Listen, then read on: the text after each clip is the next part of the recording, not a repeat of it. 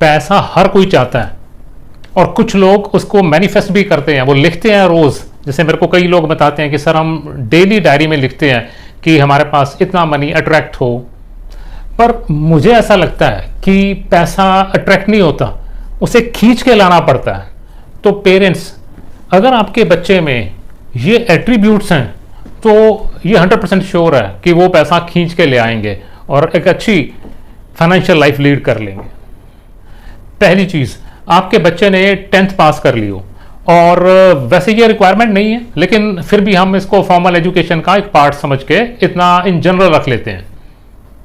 दूसरी, उसका मैथ्स अच्छा हो, ना ये वाला नहीं a² + b² + 2ab या sin थीटा cos थीटा। वो जो डेली की चीज़ें हैं, ग्रोसरीज या कोई सब्जी, उसके रेट्स को कैलकुलेट कर ले, उसकी बड़ी स्पीड हो चीज़ों को टोटल करने में, मैथ्स को जनरल जो है उसको समझने में और अप्लाई करने में।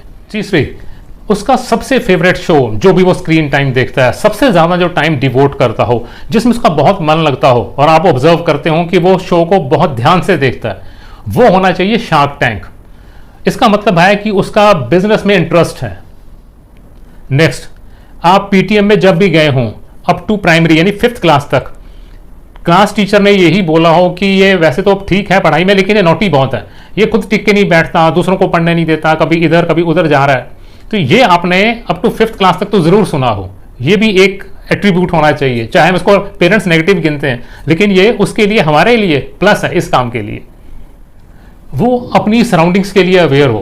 फॉर एग्जाम्पल, इसको समझने के लिए कि मान लो वो पढ़ रहा है और अचानक से वो देखता है कि बाहर बारिश आ गई है, तो अगर उसके माइंड में आ जाता है कि सुबह मदर ने कपड़े धोए थे, वो बाहर पड़े होंगे, मैं उठा लूँ, इस तरीके से मीन्स वो घर, बाजार, सोसाइटी में आसपास के एटमॉस्फेयर को लेके अवेयर है।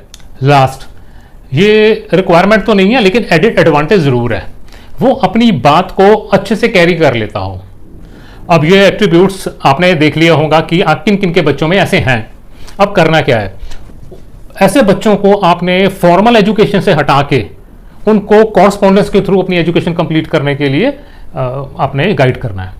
और जैसे बहुत सारे ओपन स्कूल्स हैं, ओपन यूनिवर्सिटीज़ हैं, वो वहाँ से अपनी एजुकेशन को कैरी कर लें और साथ में उनको आप गाइड करिए कि वो अपना बिजनेस जो उन्हें पसंद हो उसको बिल्कुल छोटे स्केल पे स्टार्ट कर लें, कम से कम पैसों में। आप देख लेना, फॉर श्योर आपका बच्चा जिन बच्चों के साथ पढ़ रहा था, उसके क्लासमेट्स जब तक पोस्ट ग्रेजुएशन तक पहुंचेंगे तब तक आपका बच्चा पैसा खींच कर, यानी कि इतना पैसा इकट्ठा कर चुका होगा कि वो अपनी तिजोरी भर चुका होगा। तो अगर आपके बच्चे के ऐसे एट्रीब्यूट्स हैं तो उसको अगर आप सिंपल ही एक एजुकेशन